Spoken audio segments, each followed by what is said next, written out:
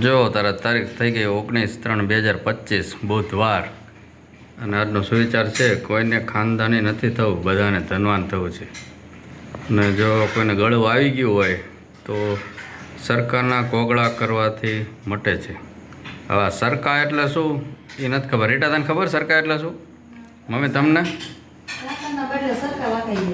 એટલે આમાં એવું લખ્યું ગળું આવી ગયું હોય તો સરકારના કોગળા કરવાથી મટે છે. એટલે કંઈ ખબર નથી પડતી સરકાર એટલે શું. સાકર કદાચ હોય તોય શીખવેલું. તમને લોકો કદાચ ખબર હોય તો કોમેન્ટ કરજો કે સરકાર એટલે શું. અને વાગી ગયા છે 8:08. અહીંયા દીવાબત્તી થઈ ગયા છે અને મમ્મી અમારા બ્લોગ જોવે. શું મમ્મી કેમ છે? તબિયત સારી છે? ગુડ. અને એક પર્સનને તમને મળાવું.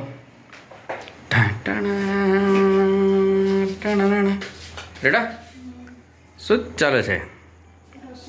શું છે મેનુ? મહેમાન આવવાના છે.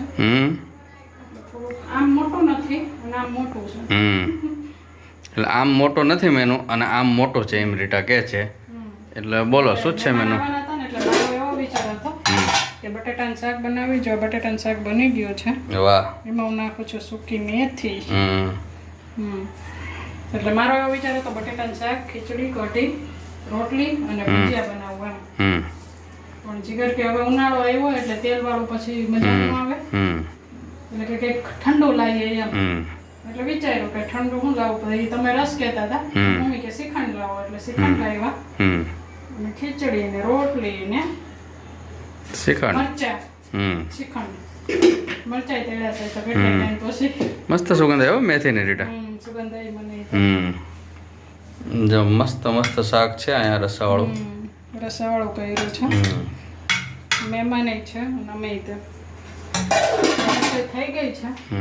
હવે મહેમાન આવે એટલે આપણે જમી લઈએ. પણ મહેમાન મોડા આવશે કેમ કે થોડુંક હોસ્પિટલનું કામ છે ને એટલા માટે. ચાલો બધાય કડકડીને આવજો 8 વાગે. આમ તો 8 તો થયા, 8:15 પછી. હું ઘરે હતી આજે બેસણામ જવાનું હતું એક જગ્યાએ.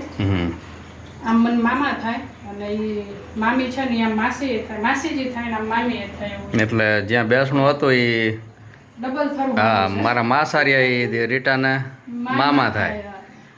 અને જીગરના મામી રહ્યા ને મને માસી થાય. ના, મને તો માસી જ થાય.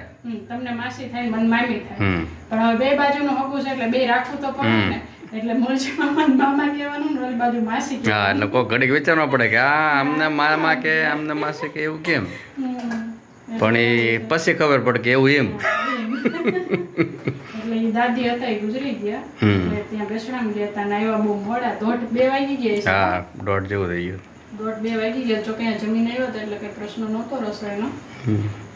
એટલે મને આખો દિવસ વયો ગયો રજામાં.